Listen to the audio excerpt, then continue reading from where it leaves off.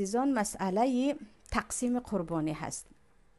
در قرآن کریم الله میگوید فکلوا منها و اطعموا البائس الفقیر، خودتان از قربانی بخورید و به محتاجان و کمبغلان از آن بدهید. قانع و المعتر هم اومدگی است در آیت دیگر، یعنی به محتاج و بیچاره ها.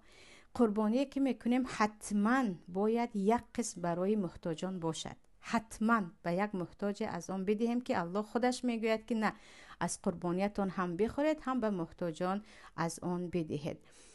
و اگر فقط خودمان خوردیم اینجا مشکلی ایجاد می شود، برای اون که ما گفته الله را نکردیم که گفت هم خودتان بخورید هم به دیگران علل خصوص محتاجان بدهید. برای همین حدیث در صحیح بخاری هم هست که پیامبر صلی الله علیه وسلم به 3 تقسیم کردن، گفتن فکلوا و اطعموا و ادخروا، بخورید به دیگران بدهید و ذخیره هم کنید.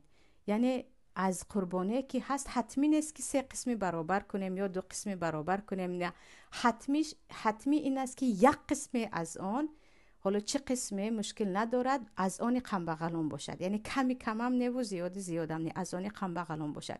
بقیه رو میتوانیم با خویش و تبار همان روز عید و چند روز عید بخوریم و مقدار از آن هم ذخیره کنیم. اما همش رو ذخیره کرده به یگان کس ندادن، این اصلا درست نیست. اما گفتید همش رو من صدقه میکنم، ثوابش خیلی زیاد است، یا همش رو میپزم و با خویش و تبار و البته با کمبغلان هم تقسیم میکنم، این هم درست است. اما فقط من به یگان کس، یعنی به یگان کمبغل ندادن، این کار درست نیست.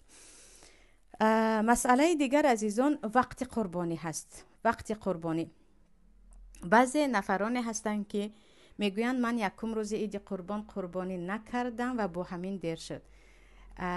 عزیزان، از رحمت پروردگار است که این عبادت 1 روز نه 4 روز وقت دارد و پیامبر صلی الله علیه و سلم میگن تمام روزهای تشریق روزهای قربانی هست. یعنی شما 1، 2، 3، 4 روز عید تا وقت فرو رفتن آفتاب، یعنی تا وقت شام وقت قربانی دارید. 4 روز از 1 روز عید قربان تا بیگاهی روز 4 عید وقت قربانی است که در کدامش خواهید میکنید. بهترینش این است که پیامبر صلی الله علیه و سلم بعد از نماز عید آمده قربانی میکردن، بعد از نماز عید کنیم. اما 1 روز نتوانستید، 2 روز نتوانستید، 3 روز نتوانستید، تا بیگاهی 4 روز هم کرده میتوانید. فقط بدایتش این است که بعد از نماز عید است. یعنی بعضی روز عرفه بیگاهی میکنن که با سحری خوراک پزن، بعضی ها پیش از نماز عید میکنند بر وقتر. این تماما در این وقت فقط گوشت میشود. قربانی عبادت است و عبادتی هست با وقت خودش و وقتش شروع میشود بعد از نماز عید.